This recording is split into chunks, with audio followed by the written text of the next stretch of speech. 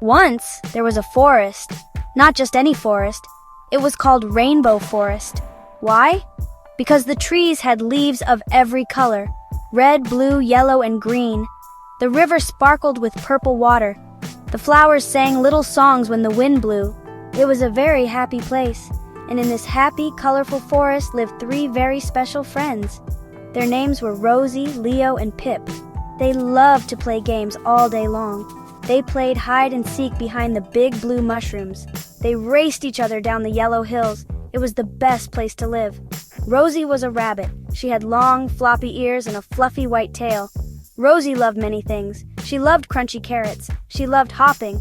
But most of all, she loved her sparkly rock. It was not a big rock. It was a small rock. But oh, it was so special. When the sunbeams from the rainbow sky touched it, the rock would sparkle. It would shine with all the colors of the forest.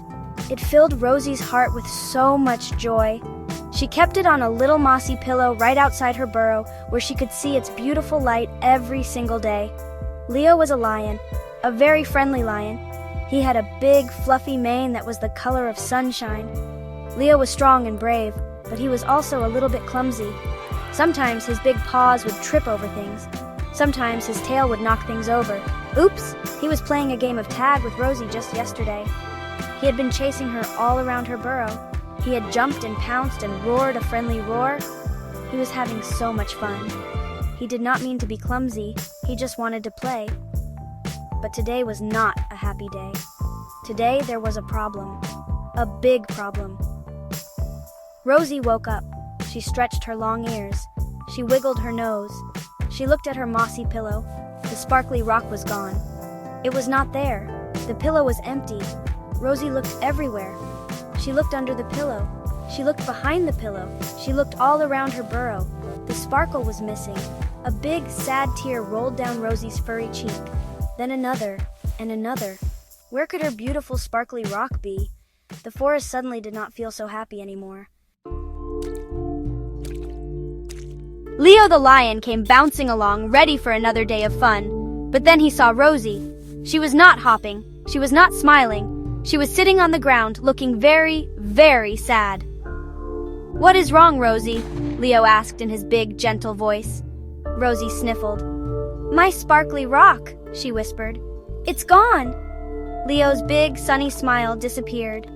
He looked at the empty, mossy pillow. He remembered their game of tag. He remembered pouncing near the pillow. Did he knock it? Did his big, clumsy paw push it away? Oh no! He felt very, very bad. Leo's heart felt heavy. He did not want his friend to be sad. And if it was his fault, he had to fix it.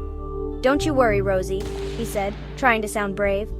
"I will find your rock, I promise." Rosie looked up, her eyes still wet with tears. A tiny bit of hope flickered in her heart. Leo was a good friend. He was strong and brave. Maybe he really could find it. Leo knew he could not do this alone. He needed help. He needed someone smart. He needed someone who was good at looking for things. He needed Pip. Pip was a penguin. Now you might think a penguin in a forest is strange, but Rainbow Forest was a magical place. Pip was very clever. He wore a little bow tie. He always thought before he acted. He was the best detective in the whole forest. Leo ran as fast as his big paws could carry him to Pip's home by the Purple River. "Pip! Pip! We have a mystery!" Leo shouted. Pip waddled out, adjusting his bow tie. He listened very carefully as Leo explained everything. He listened to the story about the missing rock and Rosie's sadness. Pip nodded slowly. He tapped his beak. "A missing sparkle, you say?" This is a case for a detective," he declared. "We must look for clues. We will be detectives, Leo. We will search high and low. We will follow every trail. We will not rest until Rosie's sparkle is found and she is happy again." Leo felt much better. With Pip the penguin on the case, he was sure they would solve the mystery. The 2 friends, one big and strong, one small and clever, set off on their very important mission. They were ready for an adventure. Leo and Pip started their search right where the rock was last seen, near Rosie's burrow. Pip pulled out a big magnifying glass. He looked at the ground very closely. "Aha!" he chirped. "A clue!" He pointed his flipper at the soft dirt. There was a tiny, shiny trail. It looked like someone had dragged something sparkly away from the mossy pillow.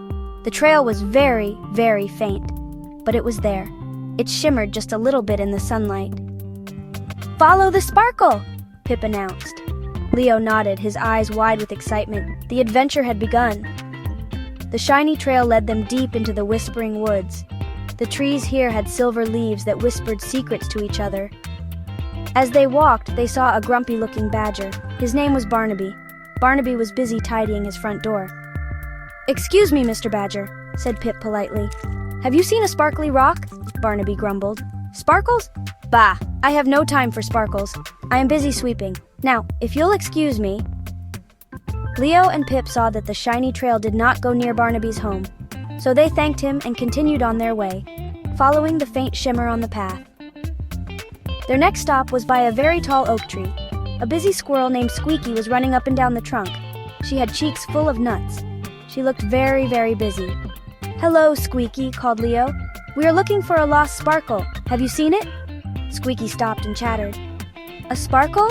A sparkle! I saw a little glimmer. Yes, it went that way," she squeaked, pointing a tiny paw further into the woods. "It went past the giggling flowers and towards the sleepy stream. Now I must hide my nuts. Winter is coming. Good luck!" And with a flick of her bushy tail, she was gone. The friends were getting closer. They could feel it.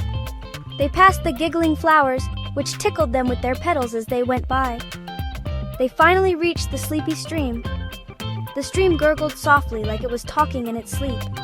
The shiny trail seemed to stop right at the water's edge.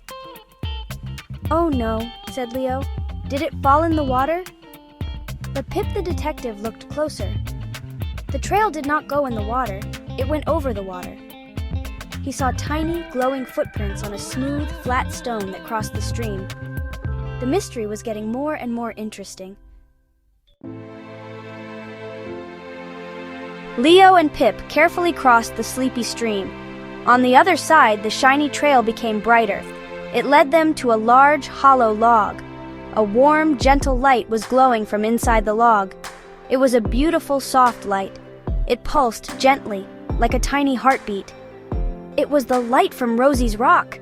They had found it! Leo wanted to rush in and grab it, but Pip put a flipper on his arm. "Wait," he whispered. "Let's see who is inside." They peeked through a small hole in the side of the log. What they saw made them gasp in surprise. Inside the log was a family of fireflies. There was a mummy firefly, a daddy firefly, and 3 tiny baby fireflies. The baby fireflies were too little. Their own lights had not started to glow yet. They were huddled together in the dark, and in the middle of their little home was Rosie's sparkly rock. The rock was catching the light from the mummy and daddy fireflies. It was reflecting it all around the hollow log. It made the whole log bright and warm and safe for the little babies. They were not borrowing it to be naughty. They were borrowing it to help their family. Leo and Pip went to the entrance of the log. "Excuse me," Pip said softly, not wanting to scare them. The mummy and daddy firefly looked up. "Oh," said the mummy firefly. "Is this your rock? We are so sorry. We found it by the path. Our babies are too small to make their own light, and it was getting so dark and scary for them. This beautiful rock helped keep them warm and brave." Leo's heart, which had felt so bad before, now felt full of understanding. He saw that the missing rock had been doing something very important. Just then, Rosie arrived. She had followed her friends, feeling a little less sad and a lot more curious. She saw her rock. She saw the Firefly family. She listened to their story. She was not angry. She was happy. She was happy her rock could help someone. "You can keep using it," Rosie said with a big smile. "My rock likes to share its sparkle." She decided to leave her rock with the fireflies each night. In the morning, they would bring it back to her mossy pillow. That way, the babies could have light, and Rosie could have her sparkle during the day. Everyone was happy. Sharing, they all learned, made the sparkle even brighter.